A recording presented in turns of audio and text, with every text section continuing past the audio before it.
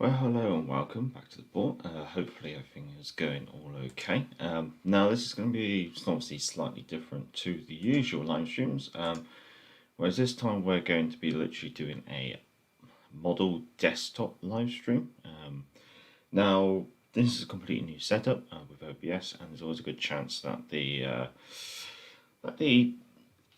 sounds and things like that might not be completely alright. We also are doing a double live cam once I get there. I've just got to close down YouTube to keep the chat open, so if you can just bear with me on that. Pop up the chat and close that down. Ooh, there might have been a little bit of feedback there, but that should be alright. There we go. Right, so now I've popped the chat off separately. I can now go to the modelling screen, I guess you could say. If it does turn out to be too much for the laptop, then we will probably remove one of these webcams, probably the face webcam, because you don't really need to see my face to see what I'm doing when it comes to model wise. But yeah, as we're going to be doing some model work on here. As already pre-alluded, it's going to be the Victory at Sea Ark Royal kit. But also we will be answering a couple of the Q&A questions regarding modelling, which did come in during the Let's Play Q&A community post. And I thought it would make more sense to do like a modelling stream, because at least I can cover some of those questions while I'm literally doing some model making. Furthermore, as you probably already know, the servers for World Warships Legends are down at the moment for the update, so not really anything better to do on the bank holiday Monday here in the United Kingdom. So obviously starting off with the what we're going to be working on. That's the box, I guess you could say. Nothing really that special.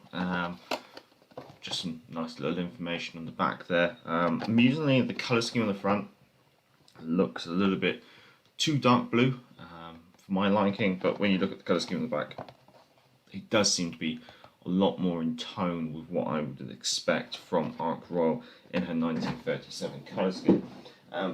By that, obviously, always a good reference book. I'd recommend this. If you need the ISBN number, I can always just post it down below in the comments when people request it. Let's see, let's just get Ark Royal. There's Ark Royal. So Ark Royal's only got 2 entries in this book. Basically, her 1937 to 40 colour scheme and the 1940 till end. So as you can see on the colour scheme, light grey sides, black up the waterline. The deck's obviously a darker sea grey, which is quite interesting. There is some lines on there. There's the circle, base of the circles, I guess where you aim to land your aircraft, would be my guess. And then some additional lining, additional framing around the lifts, additional lines at the front near the catapults. And then the little R, probably just for Ark Royal more than likely as an identification. Obviously, when the war started out, colour scheme changes a little bit. The white lines become buff yellow, I guess you could say. The superstructure goes from being light sea grey to dark sea grey. And then there's false line painted along the side there. I'm not sure whether that's part of the camouflage or maybe something else, but potentially it could give the illusion that the ship is lower in the water than it actually is. And also the lower part of the hull is painted in a dark sea grey, potentially to falsify the height of the ship, just because Ark Royal was known for being a very tall ship. When it comes back to the actual kit, obviously you are supplied with the usual simplistic little guide to the ship, I guess you could say, in regards to painting scheme, and this does appear to be generally correct. Obviously there's a bit of information regarding the Ark Royal on this. So obviously she's stated to be one of the famous carriers of the war. The HMS Ark Royal received many battle honours in its service. First enemy aircraft shot down by the Fleet Air Arm were some Blackburn skewers launched from Ark Royal. Furthermore, some of her aircraft bombed and sank the German cruiser Königsberg. Amazingly, it says here the first example of a capital ship being sunk by an attack from air. But I wouldn't really call the Königsberg a capital ship, considering she's basically a light cruiser, 6-inch cruiser. So Yeah, that's a bit of a weird one there. Obviously, she's better remembered for her role in the sinking of the Bismarck, where her swordfish aircraft carried out a torpedo attack, which damaged the rudder of the Bismarck and therefore enabled the main battle fleet, which was Rodney and King George V, to close in and engage the Bismarck before she could make it back to French ports. Now, obviously, as it is a tabletop war game, she does come with her battle card, I guess you could say. She also comes with loads of little black and red sliders for tracking the HP points. But she's worth 250 points. She does carry a lot of aircraft, 15 flights, which is quite interesting. Hull is 55 and 18. Obviously 18 is when she gets critical damage. Armour +3. Flank speed only 6 inches. So not the fastest, but not the slowest either. Obviously she doesn't really have any like weaponry. She's only really got self-defense weaponry.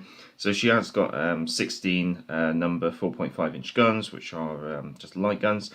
These have a extreme range of 21 inches, long range 15, short range 10, point blank 5. Attack dice 10, AP -1, damage dice 1. So basically you will be rolling a lot of dice for these, but yeah, they're not going to do a lot of damage and they don't have a lot of armor penetration. DP restricted and weak. So restricted, I believe the rule for restricted means obviously there's restricted angles for the guns, so you have to halve them in order to actually account for them in the game. Let me just double check.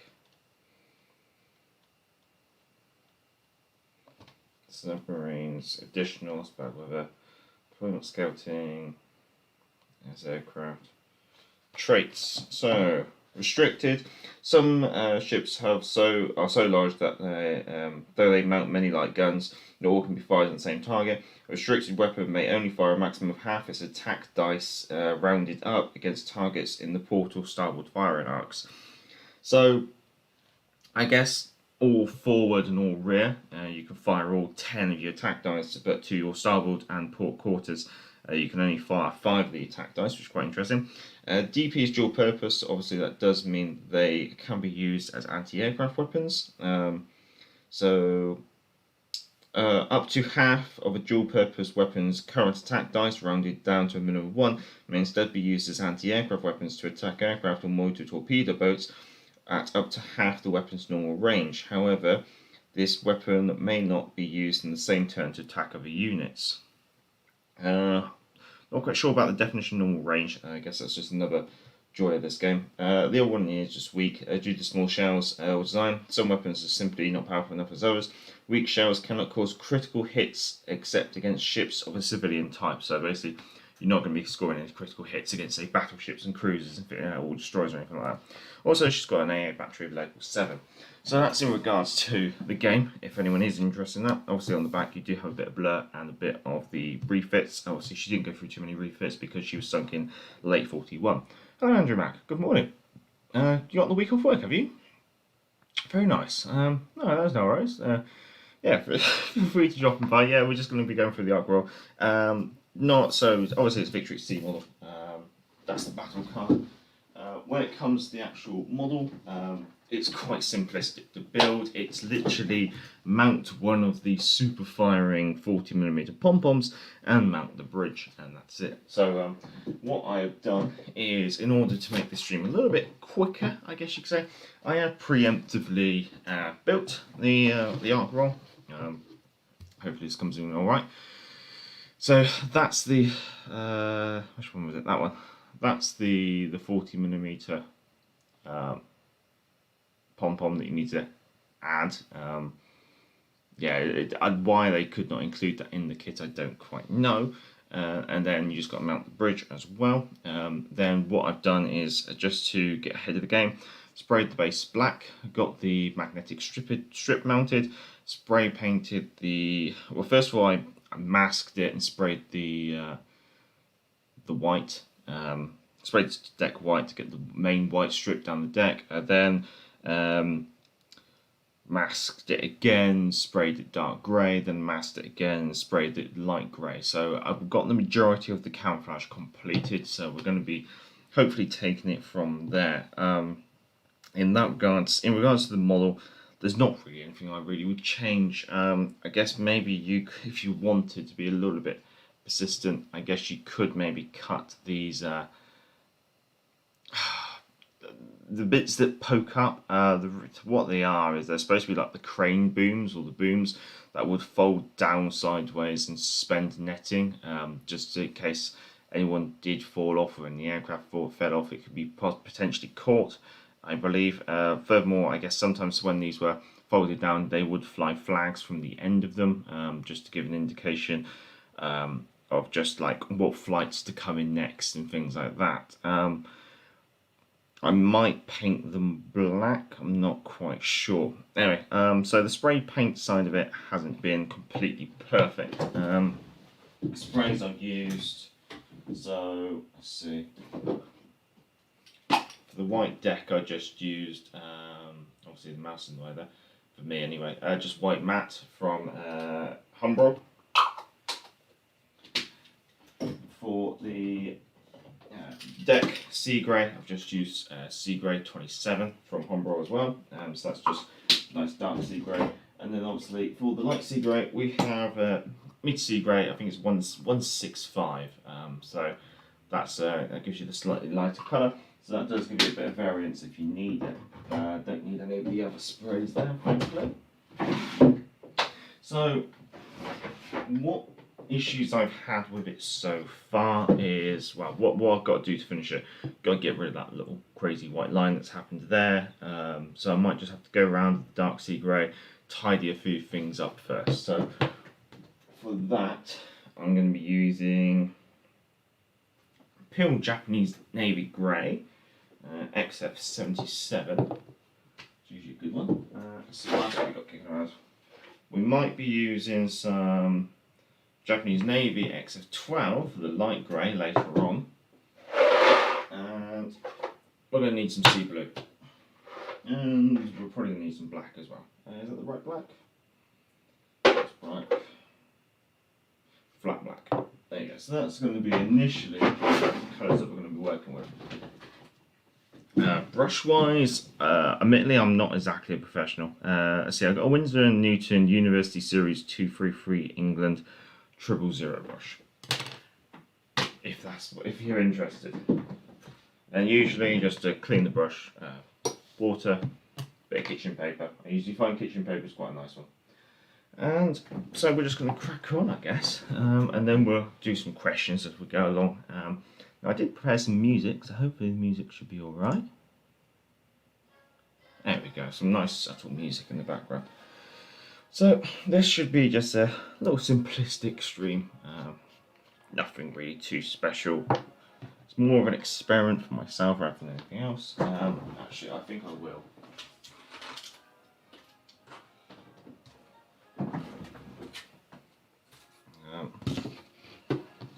Just to protect the desk, I have a bit of foam board, which I do quite a lot of my painting on, as you can see. The nice thing about that is it does mean that I can just take excess off the brush and things like that. And I've also got to try and consider your view, because you're not going to be able to see too much. Admittedly, at the stern, there's not really too much here to do, because it's quite a flat stern, so that's all come off quite nice. It's the bow, which has got the funny little white line that's decided to come all the way down, so we're going to just quickly do that. Now obviously this camera is a bit awkward for me to use, but we'll try our best,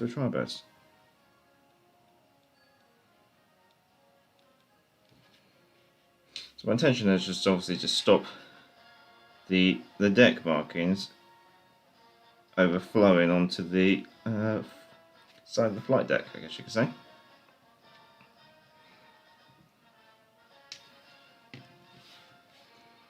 I think just for continuity we'll go around the flight deck.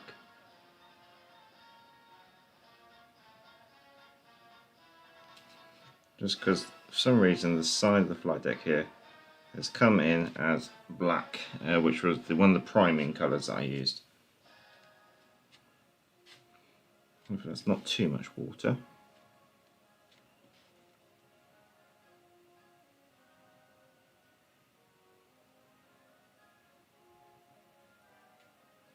So yeah, just giving it a quick tidy up. As well, obviously, if I was going to be recording this, I would put this at like double speed, I guess you could say, because nothing fun about watching paint dry, I have to confess. But unfortunately, we're in a situation here where... okay.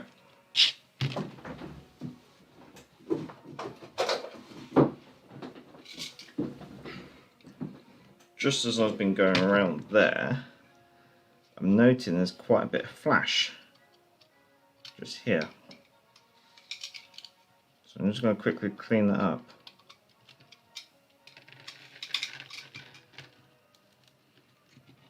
That should be better. So that's one of the joys of these resin kits, is obviously sometimes you end up with these little bits of flash, which do need to be cleaned off. Usually there's not too much, but occasionally you get bits here and there which can be a little bit awkward. Especially like that piece that I just found there, that was right, it was like an extra detailed line or something like that, right where I didn't really want anything.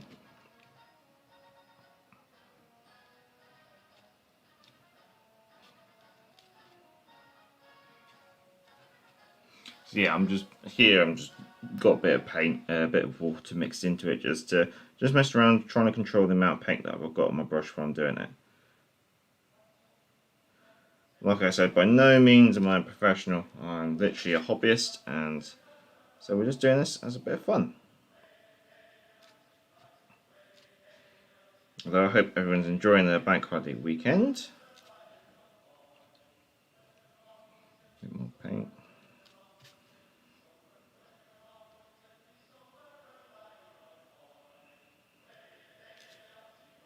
What's going on there?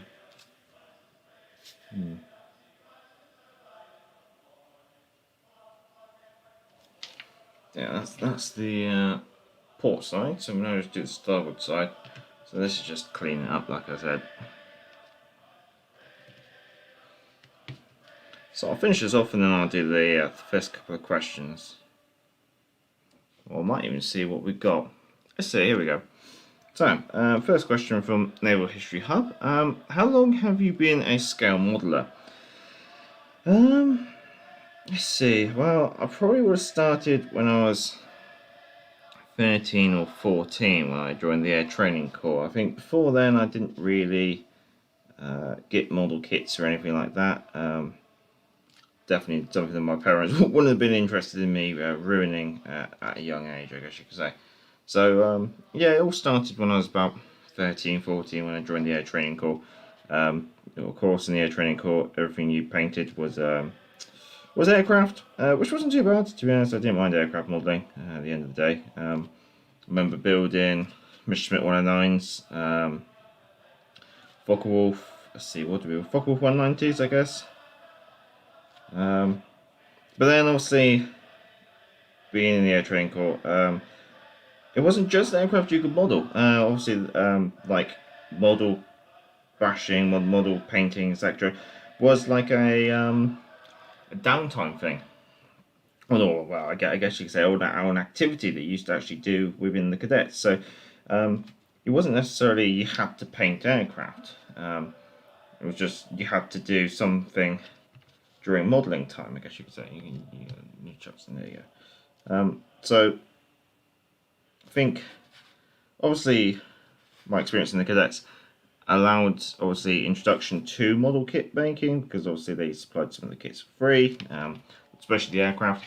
But furthermore, it allowed me to learn some skills here and there, while from other people who are especially older than me and more experienced, but also like group activities like building dioramas and things like that.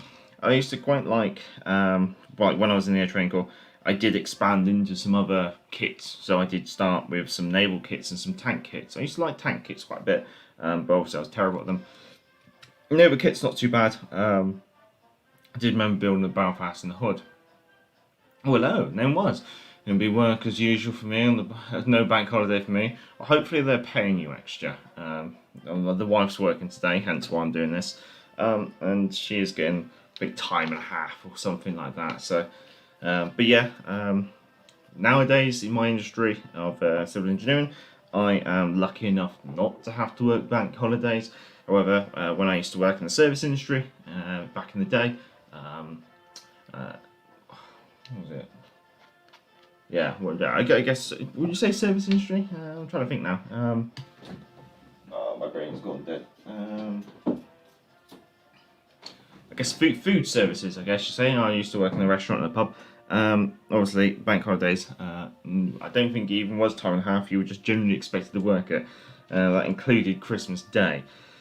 So what I've done is obviously, because of Ark Royal having a light grey side, I'm just grabbed some XF12, which is in Japanese Navy grey. So it's like a greeny grey, but it's not too bad, I guess you could say. I probably have loaded that brush just a little bit too much.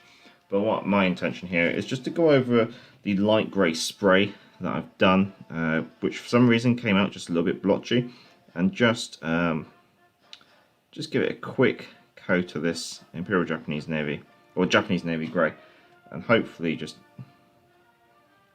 make it less blotchy, I guess you could say. Now, in no way is it the same colour.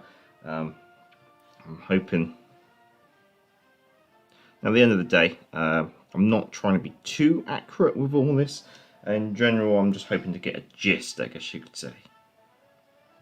I do quite a lot of gist modelling. The reason being is obviously with tabletop wargaming, your pieces aren't usually on display, I guess you could say. Well, they are on display, but they're not usually under close observation. They're usually about 4 foot away on a 6x12 table with about 50 other miniatures, and so how well you painted miniature X never really gets noticed. Usually with, say, tabletop wargaming, it's the big things that matter. So usually, like your infantry, you don't put a lot of time into because they're just infantry. They're not really the focus of the game or anything. Well, they are. I guess they are the focus of the game, but like you might have like 4 tanks in comparison to say like 50 infantry. A good example of this would probably be like, say, one of my main Warhammer 40k armies. Lots of infantry, or more infantry, I guess you could say, than vehicles. But even then, I think my vehicle colour scheme is very simplistic as well. It's quite interesting here, but just as I'm painting it, I'm just not recognising the elevated armoured belt of the Ark Royal, which is quite interesting to see. That's one of the nice things of getting your hands on with models. Very much like, say, in the game, when you take a look around your ship, you can obviously see some of the things that they've done, which is quite nice. Let's see, what's the second question? The next question is from Neighbour History Hub. What do I build? I've actually got a large chopping board filled with all sorts of completed models next to me, so I will, probably once I've done this side of the ship in this Japanese Navy grey, which is hopefully going all well right.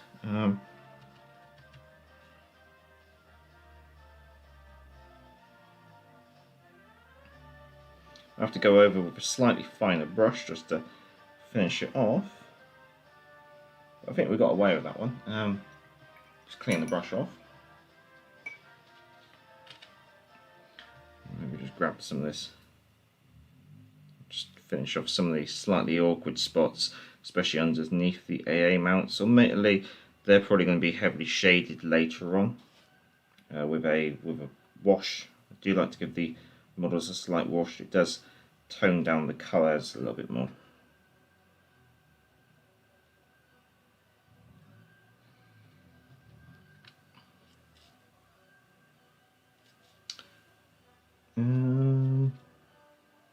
So yeah, grab a little bit more there. This AA mount seems to be giving me a bit of bother. There we go. So I'll just let that settle for a second, and I'll go through some of the other things that I've modelled. So obviously, as some of you may know, if I just pull that aside, I'll pop it over here. So as you know, I do Warhammer 40k. My main army, I guess you could say, is Astra Militarum. Oh god, I can't remember the name now. Of course, it would escape me. I want to say Militarum Tempestus. Let me just grab the codex. Yeah, Militarum Tempestus. That's it. So the Militarum Tempestus scions are basically the old stormtroopers of the Imperial Guard. So I've got a simplistic colour scheme. It's basically just like a standard army colour scheme. Almost looks very Cadian, I guess you could say. Going for orange for things like the eyes and the scopes and the information pads on the arms. When it comes to slightly more decorative hats, I've gone for almost like a United Nations blue. So they are kind of based on the UN, I guess you could say. The reason why I like the Tempestus Scions is because they're like, you can make a drop troop army or a dropship army out of them, which I do like the idea of like an airborne army. So I do have 3 Tempestus. I can't remember, but basically the company commanders, I can't remember the names now because it's been a while since I've actually played. But I've got 3 of them, supported by 3 command squads of 4 plasma guns. I've then got about 7 squads of 5 Militarum Tempestus Scions, which is sergeant with bolt pistol and chainsword, 2 riflemen with hotshot las guns, and then 2 weapon specialists equipped with hotshot volley guns. Furthermore, supported by 3 armoured sentinels equipped with plasma cannon. Let's see what else we got. 2 Valkyries, which I have magnetised. 1 Vulture gunship, which is yet to be painted, and 1 Avenger strike fighter with the Avenger Gatling gun, which is quite nice. So they're the big army that I have on the go. I do have a little dabble in the standard Astra Militarum. Where I just experimented with building some my take on the names are escaping me. I'm terrible at this. It's been such a while. Let me just check. Gotta get the right regiment, that's all. Are they even in this? Because of course this is the thing, like they brought it. Destroyer, that's it. So I have dabbled with making my own like homebrew Destroyers using some third-party pieces along with some Games Workshop pieces. This is the first time I actually probably really bothered with doing like shading and highlighting with the uniforms and things like that. And also the first time I really started to mess around with slightly more decorative bases. So I'm quite pleased with them. I never really did much. I built probably about 7 troops or something like that. The idea was just to build a squad and a company commander. The las guns are an absolute... they're a bit of a rework. So I took some of the rifles from the Adeptus Mechanicus like troops, I can't remember their names. So I took their rifles and then took the las guns. I then replaced the magazine from like the revolver magazine to the las gun magazine, and then cut the end off and put the las gun end on it to make it as like a slightly decorative las gun. Apart from that, they're mostly they're Imperial Guard legs. I want to say Adeptus Mechanicus upper bodies. Heads are third party. The arms are obviously Adeptus Mechanicus. The rifles are Adeptus Mechanicus with Imperial Guard pieces on. And then there's obviously all sorts of bits from the Imperial Guard stuck on, like the flask, the hand grenade, the bayonet, and a couple of like extra ammo pouches. I tried to always make sure I had 2 ammo pouches, almost like the standard weapon that you get. Whereas I think with the actual kit, you can't actually have like 2 per troop. So that's my other little dabble. And then my third dabble in Warhammer 40k is Chaos Knights. just wanted to do something that was bigger and scarier. There's not generally a color scheme. I kind of just build them willy-nilly as I want. Again, this one is supposed to be like a corn one, so I've covered the shoulder pads in skulls. Obviously, there's some spikes out there. You can swap out the heavy stubber with the multi-melter if you so wish, but I usually just run the heavy stubber. But I've only built like 2 of the little baby knights and 1 of the big knights. They're just more of a dabble, just so I had like a non-imperial army. And also, building the knights was actually quite good fun. I do look forward to maybe trying to get back into them. They were definitely some good fun, I have to confess. Obviously, I have dabbled in bolt action. Again, it probably wouldn't come as much as a surprise that I have gone for the Brits. This is just some of the bolt action miniatures. Yeah, it's a really simplistic color scheme, just to give the gist of the troops rather than actually any like detailing. There's some simplistic dry brushing and just block colors filled in, a bit of shading, but nothing special. Reason why I did a couple of bolt action miniatures was because I got interested with the Inns of Court Regiment, which is a regiment made up of like lawyers and etc. from London, and it's an old regiment, but during the Second World War they were a armoured reconnaissance unit. Their standard vehicles. Here's I think it's an M3. Yeah, M3 A1 scout car, marked up with C Squadron. This was actually a really nice little kit. Really did enjoy making it. It's got homemade water slide transfers for the unit number and stuff on the back. So yeah, I really did enjoy it. That was a really nice little kit to make. I have got a second one of these cars to build, but what got me into them was a video that was done by Mark Felton, in which he described their events during D-Day. During D-Day, a number of squadrons consisting of a Dingo scout car, a Daimler armoured car and a half-track literally landed at Juno Beach and raced inland in order to try and plant demolition charges on bridges. The reason why I got interested in them was because on D-Day their vehicles were painted black rather than the usual olive drab, which is, again, that's quite unique for an Allied vehicle.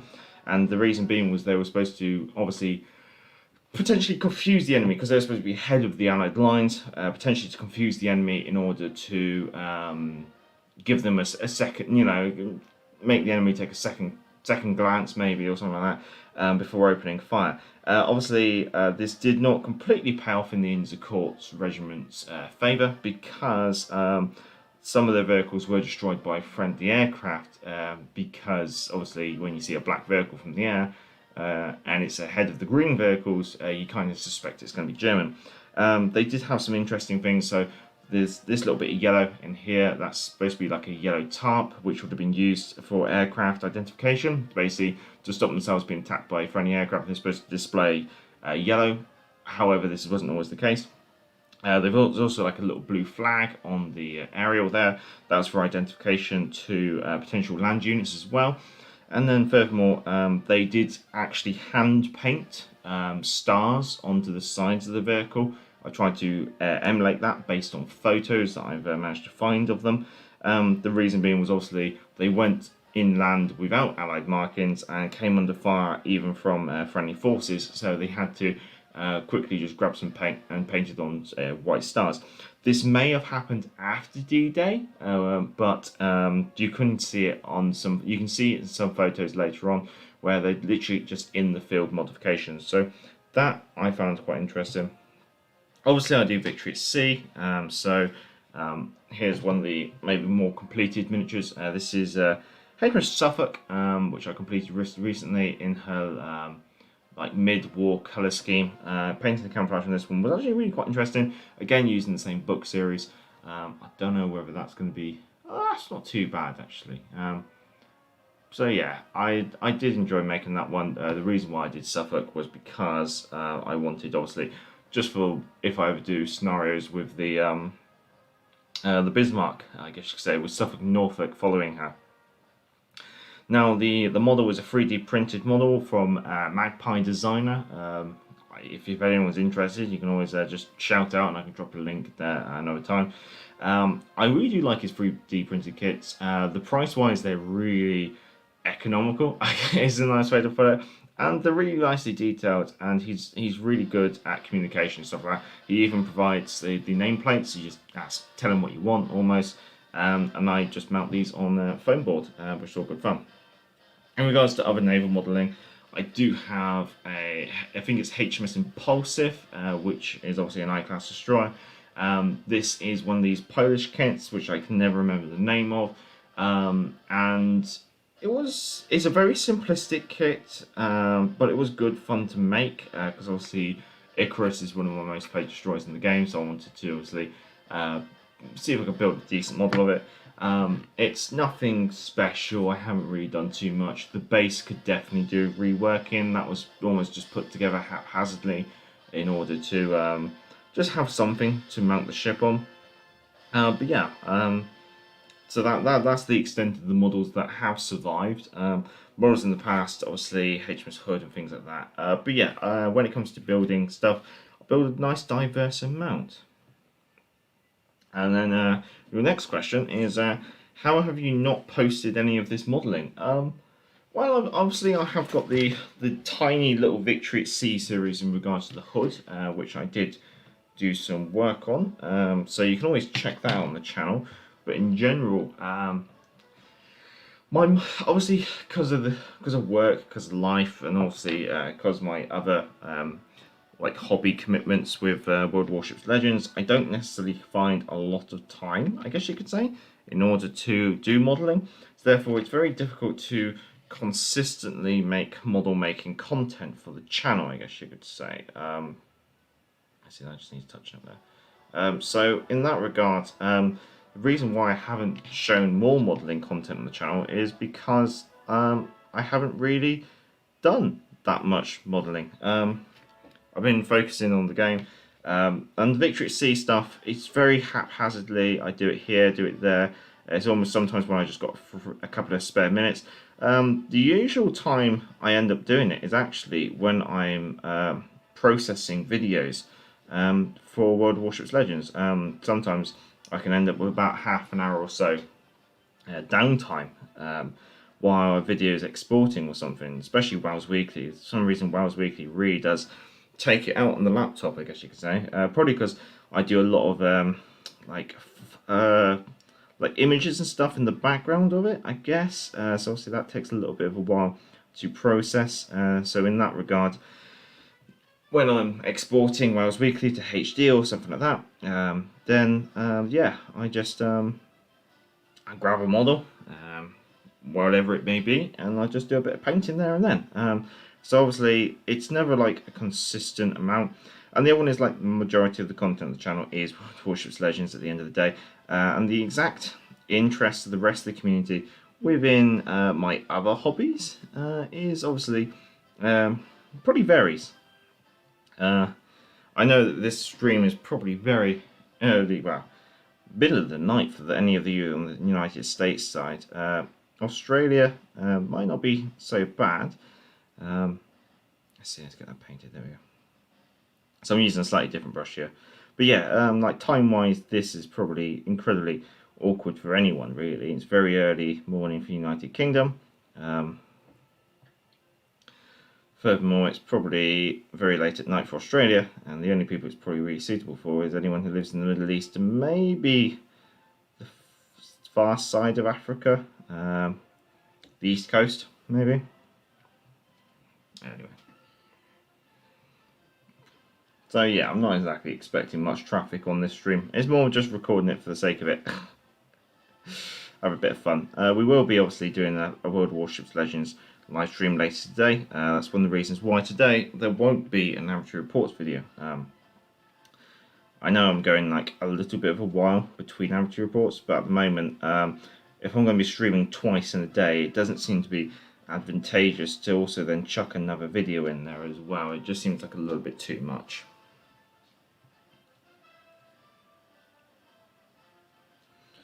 So yeah, just doing this other grey on the other side. We'll just fold it around the stern.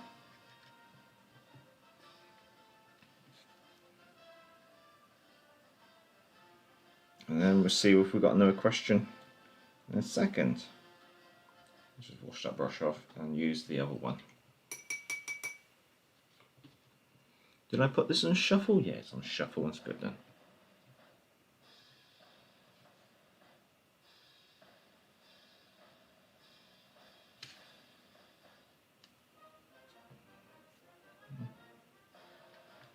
Just a little bit more water there. That'd be nice. There you go.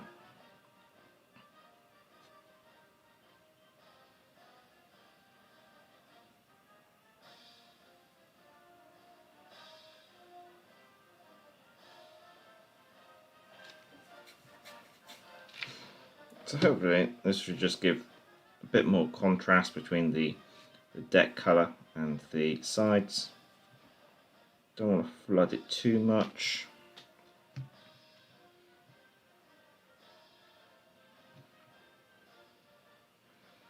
And then the stern, quite amusingly with Ark Royal, the stern's really sharp. And the bow's really quite blunt, which I find quite interesting.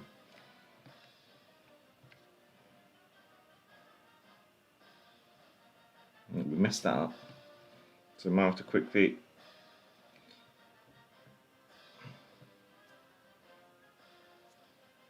there you go, that's all cleaned up.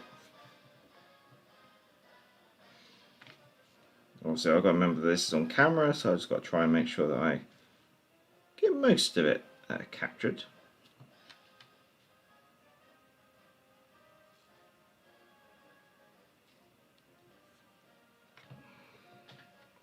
So Victory at Sea is an interesting. Isn't at the moment I seem to be more into it for the miniatures. I think the scale of the miniatures is actually quite nice. It means you can build and paint quite a lot, I guess you could say. Which means if you want to do like a large navy or something, it does make sense because storage wise it's quite simple.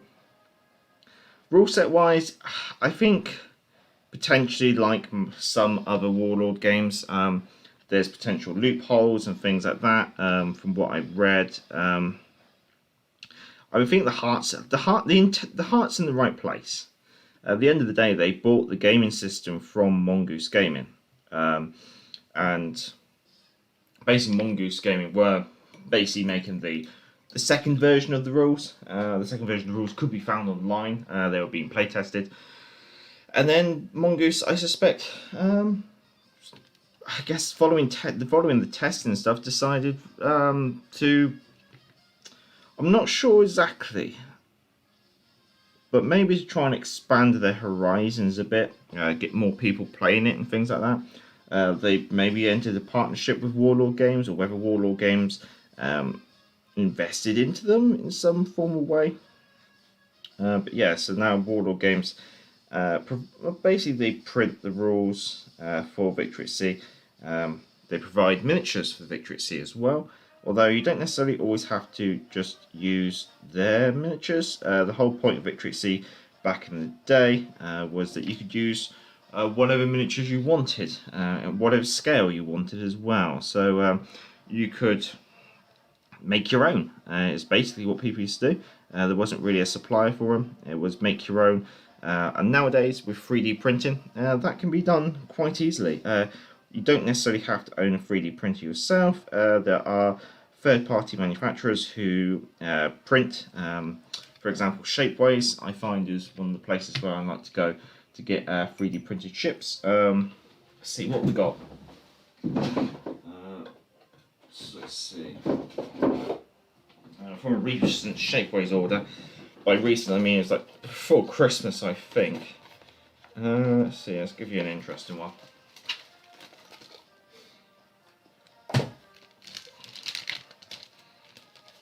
So this, I believe, yeah, it is.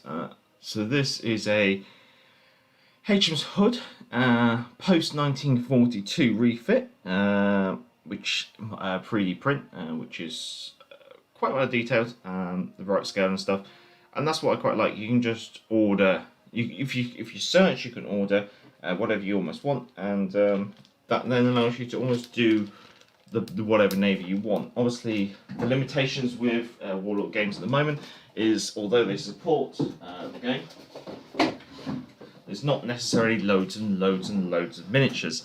For example, for the Royal Navy provided by Warlord Games, at the moment there's shipwise, Tribal class, Belfast, Neptune, which is basically Neptune's a Leander class. There's Dido, obviously Dido class, King George V, Warspite, Hood, Ark Royal, and Eagle. So there's not a lot of variants in ships, especially like destroyers wise. There's really there's one class of destroyer, which is the tribal class, which isn't super. I mean, nothing against the tribal class. Tribal class is very nice, but I think just having one class of destroyer for the British is a little bit odd. Oh, hello, Mac Gaming. Hello. Is this the right paint? Well, while that grey's drying on the side of the ship, we might as well just quickly touch up the base, and then while the base is drying, maybe we'll have a look at maybe another one of the kits that they've done. Is this? I think that could definitely do a bit more mixing. That's not right. I've got two of them, so I'll just shake both of them. So while I'm doing that, another question, let's see what we got. Criv, what type of model and scale do you like the most? In particular, I don't necessarily say I've got a scale of favourites. Like you've kind of seen already, I do a lot of like tabletop wargaming, in which the scale is already predetermined. Yeah, so in that regard, there isn't really a particular scale I like. The 1 to 1800 is quite nice. You say you do 1 to 110, 1 to 220 scale ships for like sailing ships, fully rigged. That does sound very interesting. Furthermore, you do 1 to 350 for the World War I era battleships with photo etched parts, real wood decks, and actual metal barrels. So definitely into the more detailed stuff there. Where's my brushes? I've got a decent brush here. I think that's the one I'm looking for. So yeah, so again, just being a bit of a hobbyist, that's definitely a lot. Yeah, that's a lot thicker. Basically, I wanted usually I do like quite a watered down sea base, I guess you could say. But I thought for the purpose of this, being that we're trying to do like a quicker paint scheme than usual, we're going to use slightly thicker paints. Which should be alright. I might just do a little dab of water in that just to get it moving, because that seems like a little bit too thick, and hopefully just a little bit of water should get the paint moving around a bit more into those recesses. Yeah, we'll do it from here. That should be alright. I should be able to see. Let's see, next question. Do you use an airbrush? No, unfortunately not. I'd love to use an airbrush, I really would, but it's one of those things where there's a lot of investment and a lot of time required, potentially, to get into airbrushing. If I was going to get into airbrushing, I'm probably going to have to get like a spray booth and stuff like that. It's going to take up space. I mean, I'm quite impressed with some of the things that you can do with airbrushing. I do watch quite a few modelling videos which do use airbrushes. Trying to think, there's a Polish bloke who does some really good. He does like mostly armoured vehicles, but yeah, he does some really impressive stuff. That's Night Shift. I do like watching Night Shift. I think he does like a video every Friday. Usually I try and watch it. Either I watch it over the weekend or I try and watch it before I live stream on the Friday. I think nowadays that I do the OBS launched live streams on the Friday. I don't necessarily get the time like I used to before a stream to warm up and stuff, because it does. The OBS live stream, although the quality is a hell of a lot better, and I'm really enjoying it at the moment, and I can do a lot more things with OBS than I could before, things like introduction screens, soundboard, other things like that.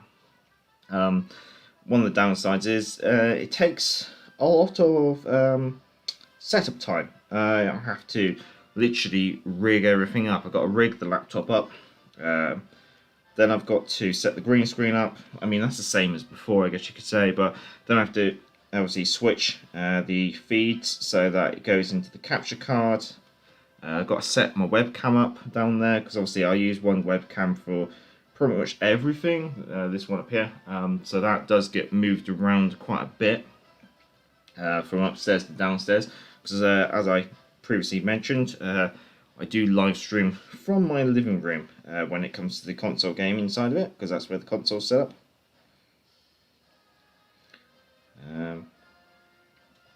Yeah, and then I've got to set the microphone up. And then I've got to test everything. I think that's the thing with OBS. There's a lot of testing that I need to do before I go live, and even then, things still end up a little bit messed up, I guess you could say, in regards to.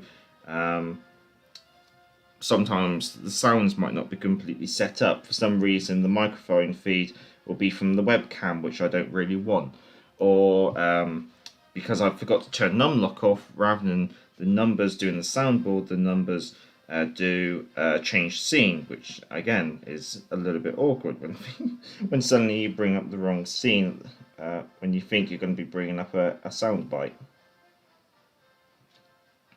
But it's all part of the learning process, I guess you could say. I guess as long as in general the live streaming does get a bit better, then I'm not necessarily too concerned about the odd mess up here and there, I guess you could say. It's quite a big bow wave on this model, quite interestingly.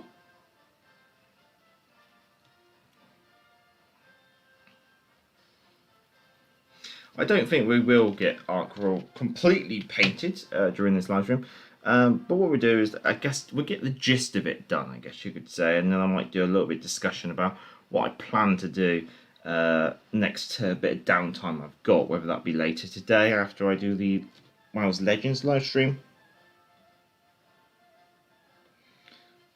But yeah.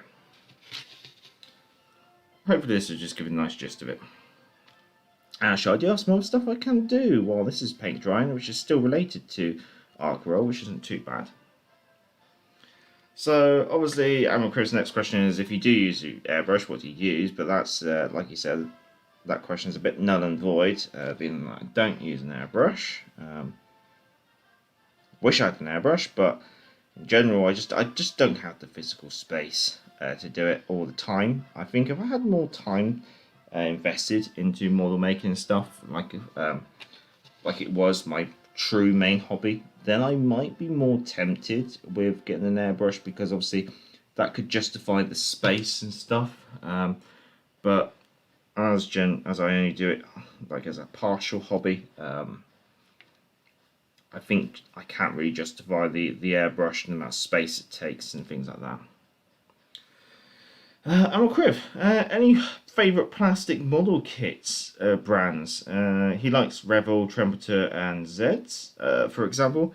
I think, like I said, because most of the stuff I do is in relation to wargaming. The reason being is, obviously, I do like making a good model. That's one thing. Like making a good model, having a model that is a pleasant experience to build, a pleasant experience to paint, and looks good, is obviously a very rewarding hobby. It's something that I do like. But once you've built certain models and things like that, that's about it. That's almost like the end of the model. Once it's done, it's done. There's not much more you can really do with it apart from look at it, which is obviously, I mean, that's perfectly fine at the end of the day, I guess you could say. But there's obviously part of me that goes, well, now it's painted, what do you do? So this is why I like the wargaming side of it. And of course, when it comes to wargaming, the war games have rules, whether that be the size of the base, the size scale of the model, or something like that. So in those regards, you then you're kind of restricted by what you can and can't build and things like that. Obviously, as you see, I do like a bit of kit bashing and things like that. But yeah, so because I do a lot of wargaming and things I do, I like in regards to tabletop wargaming. There's not really like any of the mainstream particular brands, I guess you could say, which I do use. Sorry, it's a really fiddly bit painting underneath the stern, because the stern really comes back quite a bit. I just use a bit of water just to get some movement on that paint there. There you go.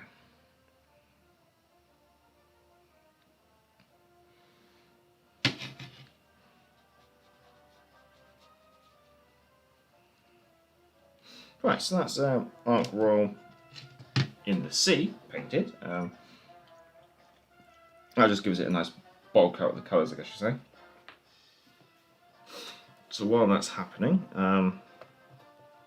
let's see what else we do.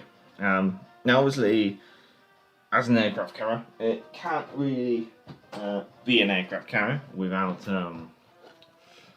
aircraft. So I have got this Victory at Sea Royal Navy aircraft kit. The interesting one is it's very simplistic. It comes with 4 Hurricane flights, 4 Fulmar flights, and 1 Sunderland. Sunderland is like an anti-submarine warfare bomber, which is not carrier based, and the Fulmar and the Hurricanes are just fighters. Obviously, you can buy Swordfish in separate model boxes, I guess you can say. Whereas that one just seems to be completely focused on the fighters. And when it comes to that kit, there's a slight amusement, I guess you could say. So it comes with 4 flights of Hurricanes. So there's your Hurricanes.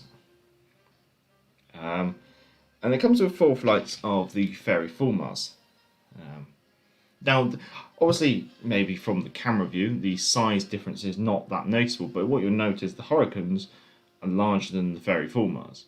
And the Fairy Fulmar is almost like a stretched Hurricane with an additional cockpit mounted about halfway along, just after the wings, for a navigator, because it was a carrier-based fighter. The idea was you'd have a pilot and a navigator. So it was a 2-seater fighter. And therefore the Fulmar would be larger than the Hurricane. So basically we're in this amusing thing where Warlord Games, with the majority of the aircraft, like to make them larger, or of a larger scale than the ships, so that A, they're obviously easier to paint, easier to see, but furthermore, because the bases only elevate them about an inch off the table, by having the aircraft larger, it gives a more enhanced perception of depth, therefore making the aircraft look like they're more at altitude. But when you have a single-seat fighter larger than the dual-seat fighter, it does seem a bit odd. And what I think has happened is the Fulmars are as scale to the ships, the same scale as the ships, whereas the Hurricanes seem to be of larger scale. Now, I'm not a big fan of the larger scale, so what I do is I like to strip the aircraft off of the mounting, which I'll put there, and then remount scale 3D prints of the aircraft on there. So these are 3D printed Hurricanes of the scale.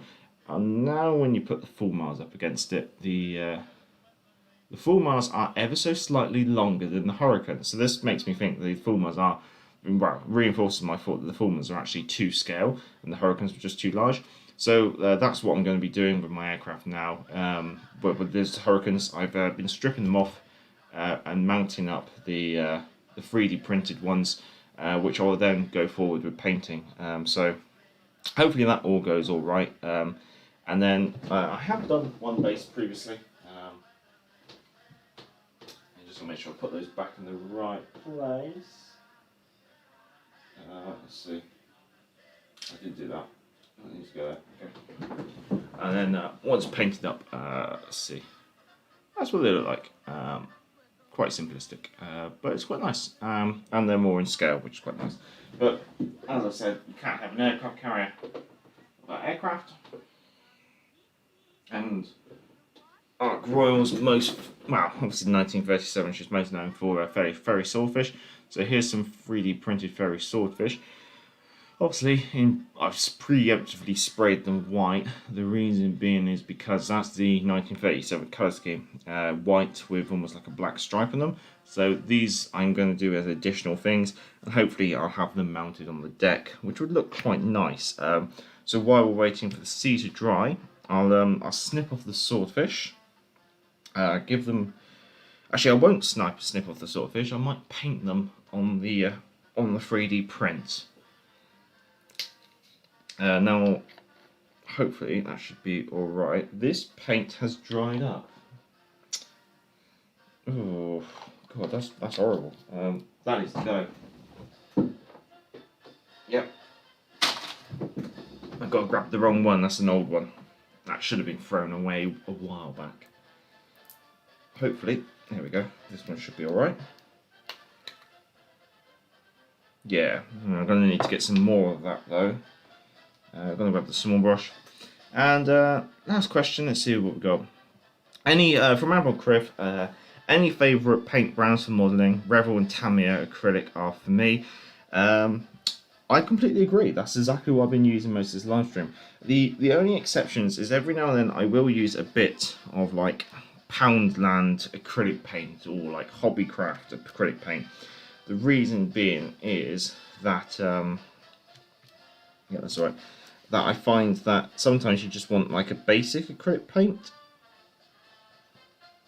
So on these, I'm just going to paint. This is quite awkward depth perception because everything's white on them.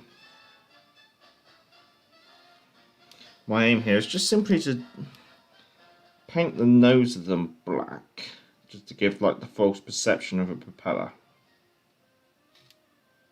Yeah, and then I've got on the rear fuselage, I've got to almost just do a black line.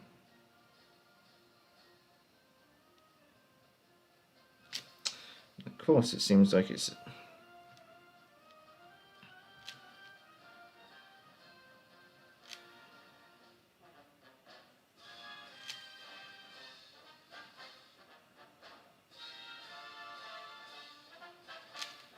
So that's one side, so I'm just going to try and do the other side, and then I might be able to snip these off. For the chances of me being able to line up the stripe on one side and the stripe on the other, it's going to be nigh on impossible, but we'll have a crack at it. By literally just touching up the top of the line. That should do it. So there you go, that's a really simplistic swordfish colour scheme for the 1937 Ark Royal. So it's just oh, can you even see it? You can barely see it. Black noses and black lines. It should look better once they're actually on the vessel, I guess you could say. So the sea blues need dry. The IJ and grey on the sides could do with touching up. I've still got to paint up the bridge and stuff. And I think just for simplicity, we'll just cut one of those aircraft off.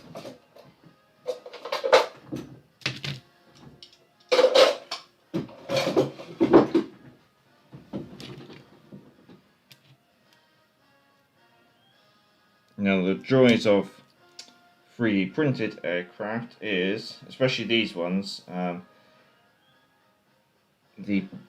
not quite sure what plastic they're of, but it's incredibly brittle. Don't want to cut the wheels off.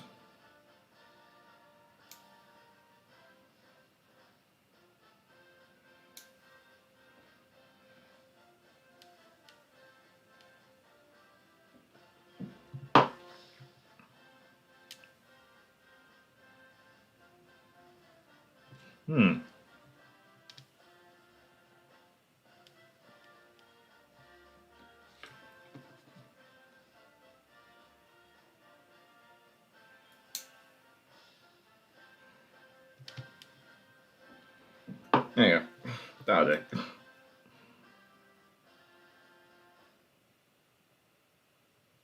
Oh, why are you stuck to the brush, you little blighter?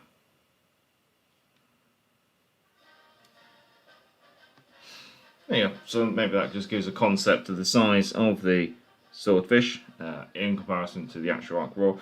The idea is I've got a flight of 4 of them, so I'll probably just put a flight of 4 on the deck once I've finished painting and shading. Hopefully this has just been a very simplistic live stream testing the theory of maybe more desktop modelling live streams. I don't expect many of these. They're literally just on the off chance. It seems to have gone alright, like testing wise for OBS, which I don't mind. In regards to actual what you chaps have been able to see, I'm not quite sure. I'm gonna have to revisit this. So far with the kit, I'm happy. Again, like I said, I just got to touch up the Imperial, the Japanese Navy Grey on the outside, just like a final just touch up. I've got to paint the bridge sides, the Japanese Navy Grey. I've got to paint the top of the funnel black. I've got to go around the outside of the base black again, just to obviously tidy up some of the sea blue. Then I've got to touch up the nameplate and the date with white, probably very carefully dry brushing that, or just pick it out with a very fine brush. I'm not going to do any more deck markings. I'm going to keep it simplistic. Some of the benefits with some of the other models is that it will come with raised detailing for painting the lines on the deck to make it easier. With Ark Royal, they haven't done that, so I'd probably recommend you almost want like water slide transfers. The problem is white is such a pain to do when it comes to water slide transfers because first of all, not many printers actually print white. So you can't do it on a clear water slide transfer because obviously you won't print white. And on white paper water slide transfer, again, that's just white paper. So printing on that would be very difficult as well because you'd have to like print out the outlines and then maybe go around and cut it all and stuff. And I think that won't work. I think for those of you with a lot more professional setups, might be able to do the either do water slide transfers if you do have a printer that prints white, or if you're very experienced with masking, you've got certain dyes to colour up the circles and stuff, then maybe you could do your own specialist transferring and get the white lines painted. But I think for a majority of players, I think just getting a simple white line maybe down the deck is going to be the main thing you're going to be able to achieve. But yeah, there's still a lot more progress for me to do here, but most of it's like little dibs and dabs. I've got the majority of the paint scheme done, which I'm quite happy with. It's mostly blocked out, so it's just down to the last few final touch-ups, final tidy-ups, and wash. But yeah, a simplistic test of concept live stream, and also a just finishing off the Q&A that I started on Friday with some of the modelling questions. Hopefully this has given you something to watch while Warlord Warships Legends is actually down for the count for the update, and I hope you have enjoyed it. It's been an interesting experience for myself. I am live streaming, doing a first look post patch of the game at about 1300 hours BST, just for your time zone. It should be all scheduled. But until then, I'd say thank you to Andy Mack, and then and Mike It's Going. I know it's a very awkward time for people to watch live streams, and also it's not really a subject that a lot of people are going to be interested in. But thank you for popping by and saying hi while I've been doing this. For those of you who did submit questions, hopefully I've answered them and you're happy with the answers. Nice little showcase of some of the other things I do. And so I'd like to say thank you to everyone, and until next time, I'm the Gavin Major, and back to the port.